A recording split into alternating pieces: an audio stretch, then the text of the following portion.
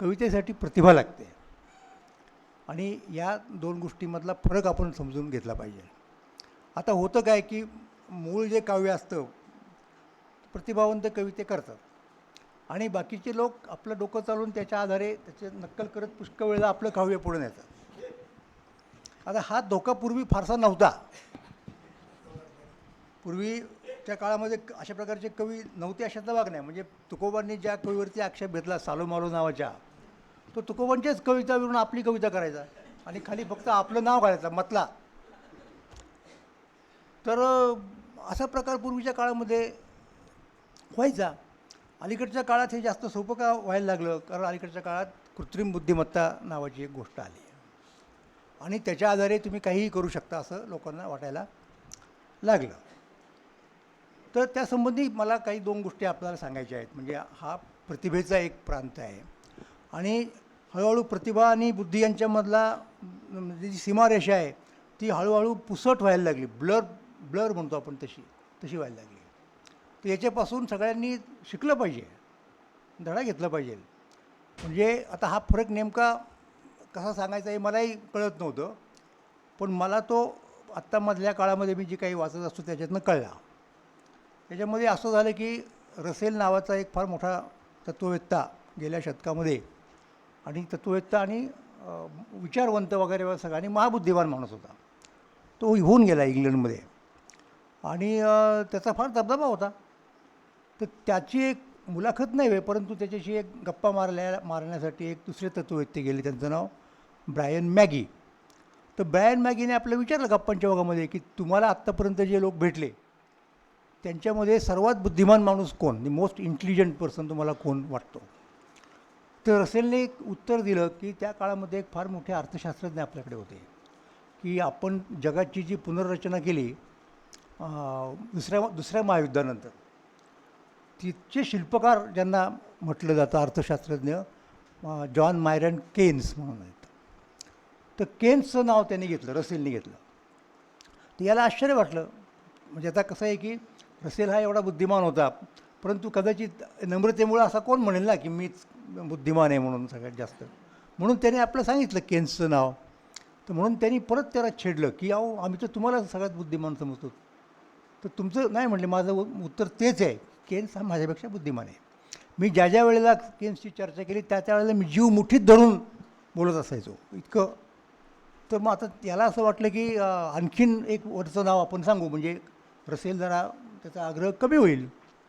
तर ते नाव कोणाचं असू शकतं जगाच्या पाठीवरती? ते म्हणजे आईन्स्टाईनचं नाव असू शकतं. आईन्स्टाईनने जो सिद्धांत मांडला विज्ञानामध्ये सापेक्षतेचा, त्यामुळं केवढी उलथापालथ झाली हे आपण सगळे जाणतो.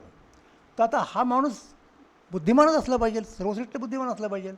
आणि बुद्धीचं जे इंद्रिय लोक मानतात मेंदू, तर त्या सॉक्रेटिसचा आपल्या ह्या मृत्यूनंतर खूप चर्चा झाली. आईन्स्टाईनच्या मृत्यूनंतर त्याच्या मेंदूचं मापन करायला पाहिजे, तो इतरांच्या मेंदूपेक्षा मोठा असला पाहिजे वगैरे अशा प्रकारची चर्चा होत राहिली.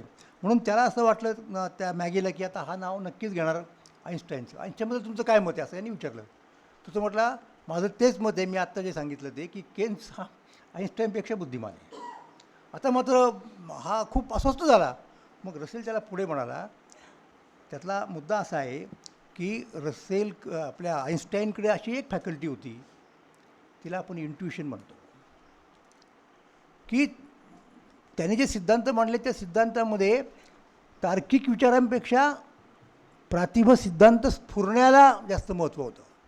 ती त्याला गिफ्ट होती, देणगी होती. मग ती ईश्वराची म्हणा, आणखीन कोणाची, निसर्गाची म्हणा. त्यामुळं मी बुद्धिमान या क्षेत्रात नाही म्हणजे बुद्धिमान तर असणारच, तो काय मुद्दा नाही. परंतु जेव्हा असा प्रश्न येतो तेव्हा त्याला जे काही स्फुरलं ते केवळ बुद्धीच्या याच्यावरती स्फुरलं नसतं, हे त्याला म्हणायचं आहे. तर म्हणजे हा फरक आहे त्याच्यामध्ये. तर हा जो फरक अत्यंत महत्त्वाचा आहे की मग कवीचं महत्त्व हे आहे की कवी हा प्रतिभावंत असतो. म्हणजे प्रतिभावंताने बुद्धिमान असू नये, बुद्धिमंताने प्रतिभावान असू नये अशातला अजिबात भाग नाही आहे. पण जेव्हा तो त्या प्रकारची कविता करतो तेव्हा त्याची फॅकल्टी जिला म्हणतो आपण, ती फॅकल्टी ही बुद्धी नसून प्रतिभा असते. तर ही गोष्ट लक्षात ठेवली पाहिजे कवींनी. आणि आपल्याकडे ती आहे का? आपण समजा असल्यास तर बुद्धीने कदाचित तिला आणखीन धार लावता येईल, ते काय एकमेकांच्या विरोधी जाणाऱ्या गोष्टी नाही आहेत, पण प्रतिभा हा मुद्दा मला असं वाटतं अत्यंत महत्त्वाचा आहे. तर आपल्याकडे सुद्धा सगळं, आता उदाहरणार्थ तुम्हाला मी सांगतो, बहिणाबाई चौधरी, काय म्हणणार तुम्ही त्यांच्या बाबतीमध्ये? त्यांनी कोणती इयत्ता पास केली, कुठल्या शाळेत गेल्या, म्हणजे त्या किती बुद्धिमान होत्या हे सांगण्याचा प्रकार मार्गच नाही ना. आणि कवितेवरून एखादा माणूस बुद्धिमान आहे असं म्हणता येत नाही, पण प्रतिभावंत आहे असं नक्की म्हणू शकतो. म्हणून आपण काय म्हणू शकतो की यांना बुद्धी किती होती हे माहीत नाही आम्हाला, पण प्रतिभा मात्र नक्कीच होती, की जी प्रतिभा फार थोड्या लोकांच्याकडे असते.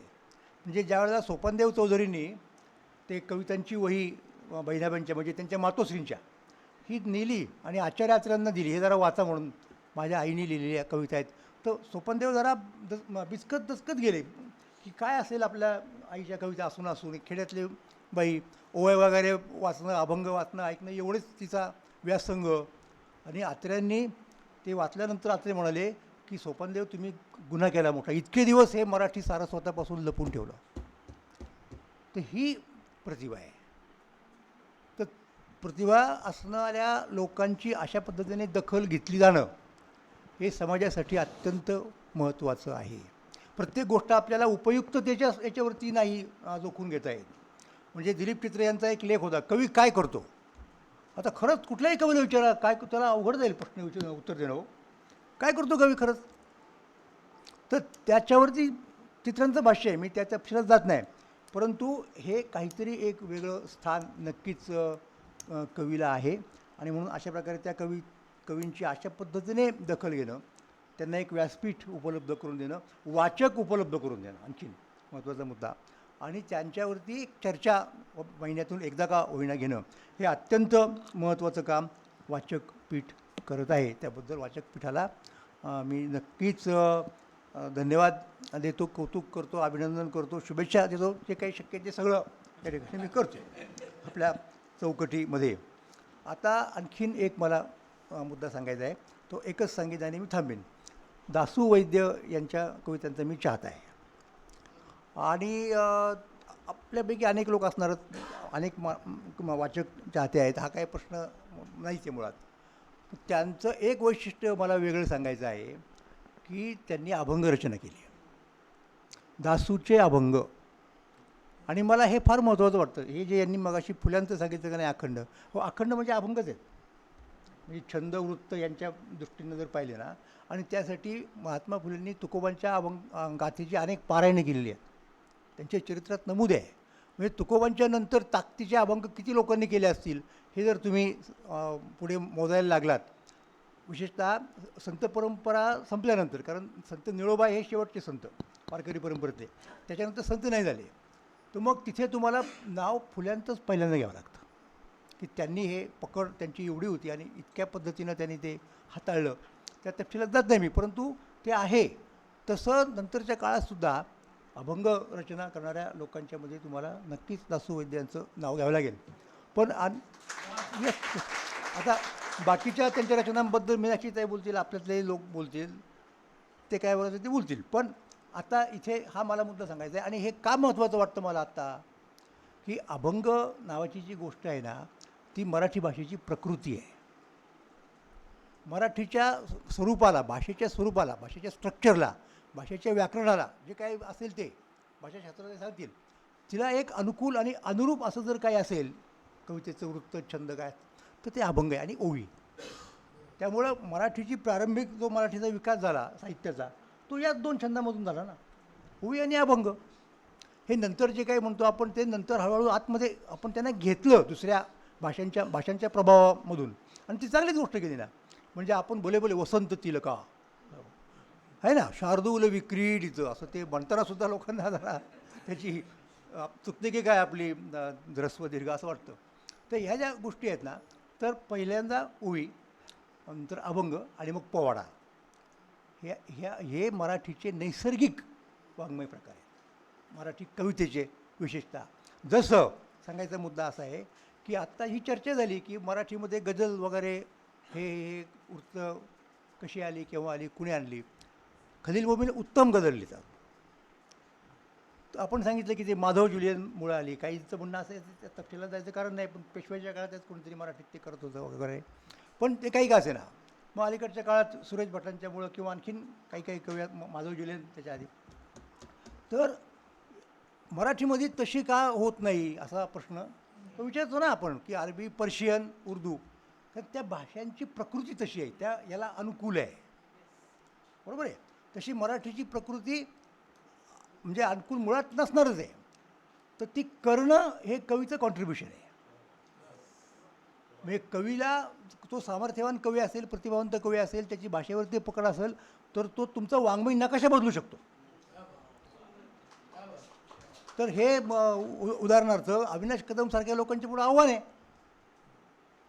की असं लोकांना वाटतं कामं नाही की हे काहीतरी उपरं आहे, आपल्या भाषेतलं नाही असू शकत. हा मुद्दा आहे ना. तर ती गझल, शेर, शायरी यांची नुसतीच भाषेची प्रकृती नाही, ती एक कल्चर आहे, ती एक संस्कृती आहे. म्हणजे कुठल्याही वाङ्मय प्रकाराला एक इकोसिस्टीम लागते, पर्यावरण लागतं, सामाजिक, राजकीय, आर्थिक जे काय असेल ते. आता ह्यांना राजाश्रय मधल्या काळामध्ये होता ना, म्हणजे मोगलांचा दरबार होता, नंतर हे काय काय होतं, तसं अभंगानुभवी वाऱ्याला कुठला आश्रय होता सांगा. तरी ते राहिले तर कारण ती प्रकृती होती आपली. मग यांनी तो जो हळूहळू विकास झाला त्या भाषेचा, नंतर ते सगळं आपल्याकडे आलं आणि ज्या पद्धतीने ते मांडत गेली ती आता मैफलच बघा ना, तुम्ही तुलनाच करू शकत नाही. शेर शायरीची मैफल आणि मराठी काव्य संमेलन याने सांगितलं गंभीर चेहरा करून बसतात लोक, ऐकणारेसुद्धा आणि कवीसुद्धा. ते दाद देताना सुद्धा त्यांना वाटतं की आपल्या खिशात हात घालून काय द्यायचं की काय आपल्याला. काही दाद देण्यासाठी खिशात हात घालावा लागत नाही.